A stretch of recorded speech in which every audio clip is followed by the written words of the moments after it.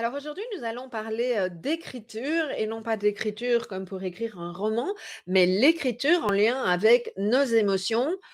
Isabelle Barry, auteure, a été, une de mes invitées lors du, congrès de Once et elle va aborder avec nous en quoi effectivement utiliser l'écriture peut être, intéressant pour déposer, hein, quand il y a beaucoup d'émotions qui sont là, mais aussi pour déployer nos émotions dans le sens, positif, les transformer en alliés.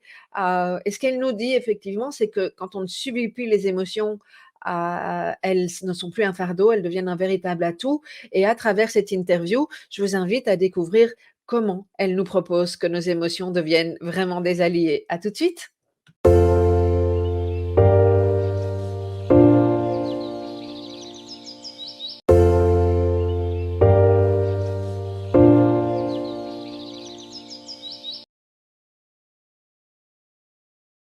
Alors, en dehors de ton activité professionnelle d'écrivain, tu utilises l'outil quoi, comme donc l'écriture comme outil personnel au service de tes émotions, toi aussi? Mais oui, parce qu'une fois que j'ai commencé à prendre conscience de cela, au lieu d'écrire de façon tout à fait inconsciente, évidemment, et de me dire, ben voilà, j'écris des histoires, je me rends compte qu'elles font du bien aux gens, eh bien, je suis passée dans ce processus de conscientisation et j'ai essayé de le démonter et d'en tirer aussi profit moi-même, parce que rien de plus intéressant que de savoir ce qu'on fait et pourquoi on le fait, bien sûr. Et c'est vrai que je l'utilise vraiment tous les jours, aujourd'hui encore, j'aurai l'occasion d'en reparler un petit peu plus tard. Mais là où je l'ai le plus utilisé, et tu l'as mentionné quand tu as parlé de moi dans ton introduction, c'est lorsqu'on a découvert que mon petit garçon était à haut potentiel. Alors il avait 6 ans à l'époque. Mhm. Je rassure tout de suite tout le monde, aujourd'hui il en a 19, il va super bien. Donc Mhm. ça fait Mhm. toujours gai à dire parce qu'on parle toujours des mauvais moments et des moments difficiles, mais c'est chouette aussi pour tout le monde de dire que voilà, c'est un petit garçon hypersensible, vraiment victime de ses émotions. On a vécu, je peux le dire maintenant, il est en plus adulte et j'ai sa permission pour en parler. Euh, ça a été 5 ans de véritable horreur, chaos. Ça a été vraiment très très loin. J'avais là un petit garçon qui était très malheureux, qui n'arrivait pas à s'intégrer dans la vie de tous les jours. Du coup, j'étais, ma famille aussi, mais là je parle en mon nom, une maman très malheureuse parce que s'il se sentait tout à fait incapable d'aider son enfant. J'avais là en plus un enfant miroir Mhm. qui me reflétait toute mon hypersensibilité à moi. On est assez fusionnel, donc tout ça était une période vraiment très douloureuse. Et je peux vraiment dire que l'écriture et la lecture nous ont vraiment sauvés. Comment? Eh bien, dans un premier temps, par la lecture justement. Moi, lisant beaucoup, évidemment, grande amatrice, je laissais toujours traîner ça et là des livres que j'espérais qu'il prenne et qu'il lise. Et j'ai commencé à faire un choix, bon, c'était un enfant, de lecture jeunesse dont les sujets me semblaient être intéressants. Et qu'est-ce que j'ai réalisé à ce moment-là?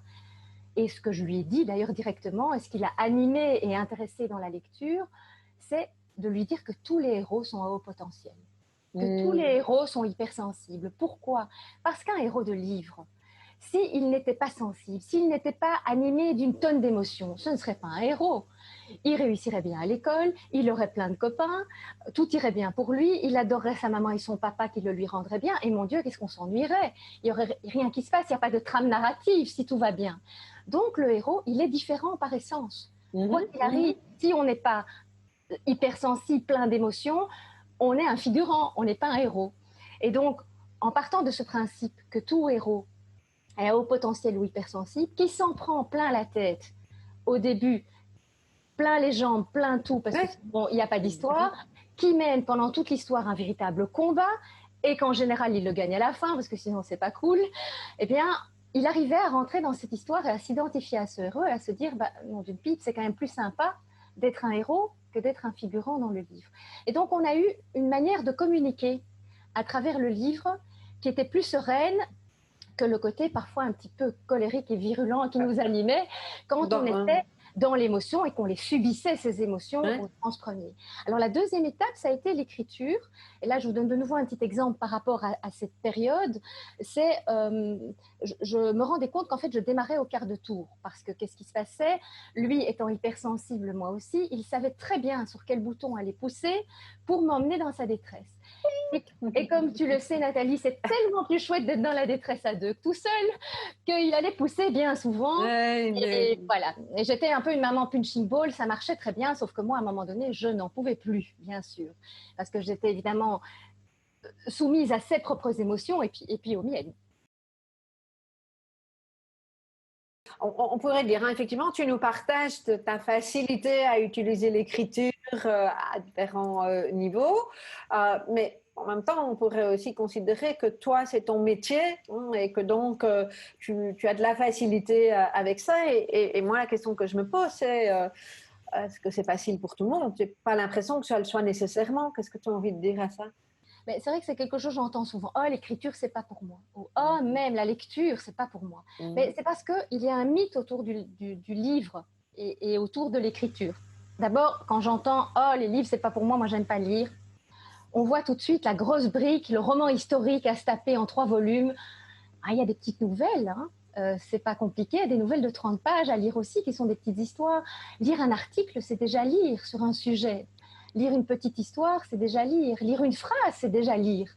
Donc il y a un mythe par rapport à ça et encore plus, je dirais, par rapport à l'écriture. Là, je donnais un petit exemple, Nathalie, qui je trouvais très parlant et moi qui me fait toujours beaucoup rire, c'est quand je vais dans les classes, ce qui m'arrive, avec le genre de roman que j'écris, je fréquente plutôt des grands ados, donc 16, 17, 18 ans. Et quand je vais dans les classes, je leur fais souvent ce petit exercice parce que je sais déjà ce qui va se passer et ça m'amuse terriblement. Je leur demande, d'ailleurs tout le monde peut faire cet exercice, c'est très facile, de fermer les yeux et d'imaginer, de dessiner l'écrivain. Donc même pas de l'imaginer en mots, de le dessiner. Je dis dessinez-vous l'écrivain sans réfléchir, instinctivement. Et puis, ok, et puis je leur demande, voilà, qu'avez-vous dessiné? Eh bien, je te jure, Nathalie, que dans 75% des cas, ils me disent, alors, on a un vieux monsieur avec des lunettes, une clope au bec, il écrit la nuit, ça a l'air mortifère, mais vraiment, quoi. Il a tout juste, à la limite, parfois il a un ordinateur, mais sinon c'est un bic et une feuille, et même une machine à écrire pour ceux qui savent encore ce que c'est. Donc, il y a ce mythe autour de l'écrivain, et alors je leur dis après, je dis ben, c'est super sympa pour moi, ça me ressemble tout à fait. Alors je leur précise quand même que moi la nuit je dors, ou au moins j'essaye, que je travaille la journée, que ce n'est pas du tout mortifère, que c'est très vivant au contraire. Et de là on revient à l'idée de l'émotion. Ouais. Sans émotion, il n'est pas possible d'écrire. Ouais. L'écriture, c'est ça d'abord. Et donc l'écriture, il n'y a rien de plus vivant. Donc je crois que ce mythe, il part aussi du principe qu'on met la barre très haut, qu'on a l'impression que c'est intellectuel, que c'est mentalisé l'écriture. Ça n'a rien d'intellectuel ni de mentalisé. Si on n'a pas d'émotion, et ça quand on est hypersensible, mon Dieu merci, on en a plein, on n'est pas capable d'écrire, mais quelque part ça suffit. C'est suffisant pour écrire, on n'est pas obligé d'en faire un métier. Ce que je dis toujours, l'écriture, on l'associe toujours à quelque chose de sérieux et de professionnel. Mais on n'est pas obligé, moi quand j'utilise l'écriture dans mon quotidien, je ne l'utilise pas professionnellement. Bien sûr, si on veut écrire un roman ou un livre, on a besoin, je pense, d'un tout petit minimum de talent et de beaucoup, beaucoup de travail. Et ça, c'est nécessaire de se mettre la barre haut parce que c'est un boulot, tu le sais aussi Nathalie, écrire un livre, c'est pas rien. Mais dans l'écriture libératoire qu'on peut utiliser au quotidien, c'est pas de cette écriture-là qu'on parle, il faut pouvoir faire la dissociation entre les deux. Bon, ben, l'écriture, je comprends bien que l'écriture, elle est libératrice, puisque c'est vraiment le message que tu fais passer. En quoi l'est-elle? Est-ce que si tu pourrais structurer les différents éléments par rapport à ça? En fait, ce qui est formidable pour moi dans la lecture et l'écriture, parce que je vous ai dit dès le début, en fait, moi, ce que j'ai très envie, c'est de pouvoir toujours lier les deux, parce que de nouveau, le mythe habite les deux. Lire une phrase, c'est déjà lire. C'est que ce champ libératoire, en fait, il est non seulement vaste, parce qu'il est aussi vaste qu'on a d'émotions, mais en plus, il est pluriel. Donc, il se décline de plein de façons. Alors, pour moi, le premier élément qui est très important quand on lit ou qu'on écrit, c'est se comprendre et comprendre les autres. Et ça, quand on a les émotions à fleur de peau, c'est plutôt essentiel. Alors pourquoi? Parce que quand on lit une fiction, une histoire, on va y aller avec les tripes. C'est pas comme quand on lit un essai ou quand on lit un livre pratique sur quelque chose, on va aller découvrir quelque chose de pratique. Là, on va y aller avec ses émotions et ses tripes. Donc, on va être pris par l'histoire et on va se mettre à la place du héros et on va avoir peur quand il a peur, on va pleurer quand il a envie de pleurer, on va rire quand il rit, on va être pris vraiment dans cette histoire et on va donc mieux se comprendre parce qu'on va aller voir par rapport à ce héros les choses qui nous ressemblent. C'est ce qu'on appelle dans une histoire, dans une trame narrative, le protagoniste. Qui dit protagoniste dit aussi antagoniste, c'est-à-dire qu'on a des personnes qui viennent et qui sont pas d'accord avec ce héros, évidemment, et qui viennent l'ennuyer tout au long de son histoire. Ça, ce sont les antagonistes, et on apprend aussi cela à les connaître. Parce que, qu'est-ce qu'il a fait l'auteur? Il a fait ce jeu de se mettre aussi dans leur peau, de peut-être parfois leur trouver des excuses, etc. Donc, lire peut être vraiment un moyen de comprendre et de se comprendre et de comprendre la vie. Souvent, on peut se dire, tiens, je me suis retrouvée là-dedans, c'est tout à fait vrai. Ou on peut dire, ah, ce livre, en fait, il m'a pris, mais il m'a aussi agacé parce que je ne voyais pas ça comme ça, mais c'est bon d'être agacé parfois. Donc, je pense que ce côté héros, histoire est très important. C'est la même chose quand on écrit. On en a parlé tout à l'heure. Dès qu'on passe à l'écriture créative, on prend du recul, on se met dans la peau d'eux et on arrive à mieux comprendre les autres et donc se comprendre soi-même dans sa colère, dans sa tristesse. Et je vais vous donner de nouveau un mini-exemple parce que je pense que ça illustre toujours très bien. Lors d'une dédicace de Zebraska, j'ai donné une conférence avec une psychologue et juste après, il y a une petite séance de dédicace. Et j'ai un jeune homme qui vient devant moi avec son papa et sa maman, qui me tend mon livre et qui me demande une dédicace. Enfin, c'est ce que je comprends parce qu'il parle entre les lèvres, il regarde ses pieds, il a l'air terriblement mal à l'aise. Et donc, je prends le livre, je discute un tout petit peu, j'ai pas beaucoup de répondants, et donc je lui demande son prénom pour pouvoir lui faire un petit mot. Et il me grommelle entre les dents quelque chose qui commence vaguement par un J, je ne comprends rien du tout. Donc, je regarde un peu le jeune homme, il regarde toujours ses pieds, c'est vraiment un très beau jeune homme. Voilà, je suis un peu embêtée, je lui demande de répéter. Et j'entends Ju quelque chose, et je dis Julien, bon, bah, il faut bien qu'à un moment donné, je prenne les devants. Et la maman rectifie, elle me dit non, non, Julie. Et donc j'ai un très très grand moment de solitude. Je dis mais Isabelle, t'as mis les pieds dans le plat là. Je plonge mon nez dans ma dédicace, j'écris mon petit mot, je ferme mon bouquin, je dis merci beaucoup, je souris, tout le monde sourit. Je suis subjuguée, je regarde encore ce jeune homme partir. C'est bien un jeune homme. Bon, j'ai dit il y a quelque chose que t'as pas capté. Voilà, c'est tout, on passe à autre chose, la soirée passe. Quelques temps plus tard, je reçois par Messenger un petit mot. Je vous parlais tout à l'heure de la prise de conscience du pouvoir des histoires, c'est vraiment là. Et j'ai bonjour Madame Barry, je ne sais pas si vous vous souvenez, je suis venue avec mes parents vous voir lors d'une conférence et vous avez gentiment mis un petit mot dans votre livre. Et je voudrais vous remercier parce que Zebraska m'a permis de me comprendre. Donc on est à ce point-là et de comprendre mes parents. Parce qu'il y a toute une phase dans le roman qui parle des parents et de la relation qu'on a quand on est proche d'une personne à haut potentiel et hypersensible. Et il me dit, et je les ai mieux compris, et j'ai compris leur douleur et leur souffrance par rapport à mon hypersensibilité. Et du coup, j'ai pu aller les trouver et nous avons discuté. Et ils ont accepté le genre que j'ai choisi d'avoir. Donc, en fait, il s'agissait là d'une jeune fille qui avait décidé d'être un jeune homme et qui m'a dit à ce moment-là, ben voilà, maintenant je m'appelle Arnaud, c'est pas son vrai prénom, hein, bien sûr, je m'appelle Arnaud et j'ai complètement assumé mon genre et mes parents aussi et nous sommes partis maintenant dans cette voie-là et je me sens tout à fait bien par rapport à ça. Donc, comment une, j'ai envie de dire, mais bête histoire, je ne vais pas dire ça, c'est moi qui l'ai écrite, comment une bête histoire, une simple histoire, simplement écrite avec des émotions à la base et transformée en histoire, peut avoir un pouvoir, d'abord pour moi, on l'a vu tout à l'heure, parce que j'ai tourné une page avec ça, et ça permet de comprendre et de se comprendre. Et ça, c'est très important, parce que qui dit ça dit qu'on se sent moins seul. Et ça, c'est mon deuxième point dans mon champ libératoire pluriel, c'est que ça permet d'être moins seul. Parce que quand on s'identifie à un héros, à un personnage, ou quand on peut le déposer sur du papier ou le comprendre, eh bien, fatalement, on se sent moins seul. Ça permet du coup de prendre du recul. Et ça permet enfin, et on en revient à ta première question, Nathalie, quand tu me disais qu'est-ce que c'est l'écriture pour toi, pourquoi un art de vivre avant d'être réellement un outil, je te parlais de bulles. Et pour moi, c'est le côté essentiel de l'écriture et de la lecture. Pour moi, écrire et lire, c'est un moment de méditation. C'est un moment pour soi. C'est un moment donné où on se met en off, où on est en pleine conscience. Pourquoi? Parce qu'on n'écrit pas ou on ne lit pas à moitié. On peut regarder un feuilleton sur les experts en étant toujours préoccupé par quelque chose ou en s'endormant, mais si on s'endort sur son livre, on le ferme. On ne peut pas continuer et puis rouvrir et relire. En général, on le ferme, on le reprend le lendemain. Oui, si on n'est pas dedans, on n'est pas dedans et on arrête. On arrête. Quand on est à l'écriture, c'est les mêmes choses. On est à l'écriture, on est avec ses personnages, on est avec ses émotions, avec ses souffrances. On n'est pas à moitié dedans.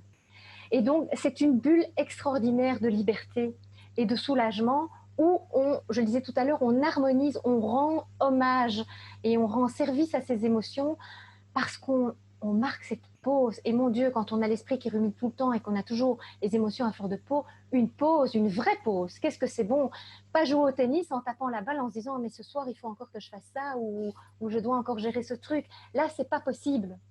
Et ça, c'est assez formidable. Alors ça permet aussi après d'avoir un filtre sur le monde, sur la réalité, notre réalité, la réalité des autres, et ça rend plus tolérant. J'ai toujours écrit rend tolérant, lire rend tolérant, parce qu'à force de devoir se mettre à la place des autres, on devient plus tolérant envers les autres, mais souvent aussi envers soi-même. On devient moins exigeant. Et tout ça fait quoi in fine? À tes souhaits? Excusez-moi. À tes souhaits. Et tout ça fait quoi in fine? C'est que on finit par prendre confiance en soi. Parce que tant on se comprend mieux, qu'on se sent moins seul, qu'on peut prendre du recul, un filtre sur la vie, voir les autres différemment, et qu'en plus de ça, on peut souffler de temps en temps, eh bien on arrive à mieux trouver sa place dans sa vie. Et quand on trouve mieux sa place dans sa propre vie, eh bien on prend petit à petit confiance. En plus de ça, quand on écrit, on l'a vu, on peut se laisser traverser par ses émotions parce qu'on a cette écriture vomitive, très libératrice, qui fait qu'on dépose physiquement sur le papier. On peut aussi du coup mieux communiquer. Et là, on réenvisage l'écriture créative qui fait qu'on met nos émotions à nos services pour pouvoir communiquer plus tard. Ça nous permet d'être imaginatif, créatif, donc de sortir du mental. Et enfin, d'être tout à fait authentique, parce que qu'est-ce qu'on est soi-même quand on écrit? On n'a pas besoin de composer, on n'a pas besoin de mode d'emploi. Et donc, c'est là, pour moi, le champ vraiment hyper pluriel que permettent l'écriture et la lecture, qui, donc pour moi, sont indissociables, et surtout sont tout sauf quelque chose d'intellectuel, de mental, de compliqué, etc. Voilà, je vous dis depuis tout à l'heure, mais c'est vraiment vrai, je veux le répéter parce que c'est toujours la chose qui bloque. Ouais. C'est que on a des émotions, on a un bic, un papier et on peut écrire. Alors Isabelle, si tu avais 3 clés à retenir et que tu voudrais transmettre maintenant, qu'est-ce que tu dirais à nos auditeurs? J'ai envie de dire que c'est un peu un résumé de ce que j'ai déjà dit, bien entendu, mais ça remettra peut-être un petit peu les choses en place en les mettant en 3 choses vraiment à retenir. La première chose pour moi qui est essentielle parce que je me le suis appliquée à moi-même et j'ai mis du temps pour le comprendre, c'est quand on a des émotions à fleur de peau, quand on est hypersensible, ne pas réagir à chaud. Ne jamais réagir à chaud. Pourquoi? Parce que c'est un moment où on est submergé par ces émotions. On est envahi par ces émotions et on les subit en fait. Et comme on les subit, eh bien elles ressortent, mais d'une mauvaise façon. Et donc j'ai envie de dire que quand on se sent submergé par des émotions, ben, tu viens de le dire dans ton exemple, de la colère, et du coup c'est un vilain mot qui sort, c'est pas gentil évidemment. La première chose à faire pour moi, c'est prendre son papier et le jeter sur son papier, quitte à le brûler après, le déchirer ou le tricoter, tout ce qu'on veut. Mais en tout cas, première chose à retenir, ne pas réagir à chaud par rapport à ses émotions. Et là, l'écriture dans le carnet, l'écriture vomitive dans le carnet est un premier pas à faire pour moi, qu'on peut, on l'a assez dit, utiliser quand on veut, où on veut, c'est facile, ça coûte rien. Le deuxième point, c'est de vivre son écriture. Pour moi, c'est important de ne pas dire « Ah, le samedi matin, entre 9 et 10, je vais prendre mon petit carnet et je vais écrire. » Non, parce que là, ça va pour un projet. Ça va pour dire « J'ai un projet, là, je dois me faire dans mon planning un petit trou pour pouvoir écrire, parce que sinon, je n'écrirai pas, j'ai tellement d'autres choses à faire, ça n'ira pas. » Ici, l'important, c'est de pouvoir vivre son écriture au quotidien, puisque c'est un outil. Je parlais tout à l'heure de se laver les dents. Il y a d'autres choses, si ça ne parle pas à tout le monde, qu'on fait tous les jours sans se poser des questions.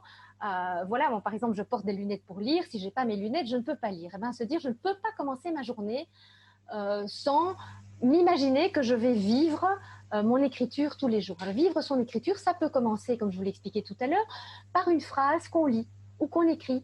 Et ça, c'est vraiment pour moi, mais quelque chose, un outil formidable, parce que cette phrase nous accompagne toute la journée. On l'a choisie le matin, et à tout moment difficile où on est submergé par ses émotions, on se raccroche à cette phrase. Et c'est fou, parce qu'on va se rendre compte comme cette phrase répond à toutes nos questions et à toutes nos inquiétudes, parce que c'est pas pour rien qu'on a choisi celle-là le matin.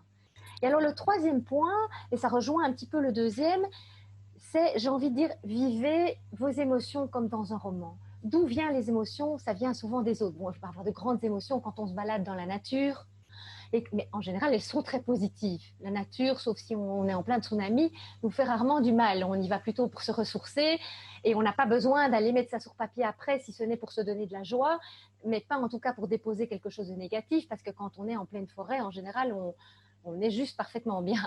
Donc, ce n'est pas le bon exemple. Donc, ce que j'ai envie de dire là, c'est que souvent, les émotions qui sont suscitées de manière négative, et tu le disais tout à l'heure avec ton ami, c'est parce que quelqu'un nous les donne et qu'effectivement, nous les vivons par rapport à une blessure personnelle. Quelqu'un d'autre pourrait dire, mais je m'en fous, ça m'a glissé sur la carapace, moi je l'ai pris comme ça. Bien sûr. Donc, c'est toujours de soi à soi. Et donc, ce que j'ai envie de dire, c'est que si on commence à vivre comme un romancier, et moi je vis comme un romancier aujourd'hui, et ça m'aide énormément, je vois et j'imagine les gens et les émotions qu'ils me donnent et qu'ils me font ressentir dans le cadre d'une histoire. Et souvent, je me mets donc à leur place. J'avais un prof à l'université qui nous disait toujours, quand un professeur vous impressionne à une interrogation, imaginez-le à la toilette. Tout à coup, il n'a plus son charisme de professeur.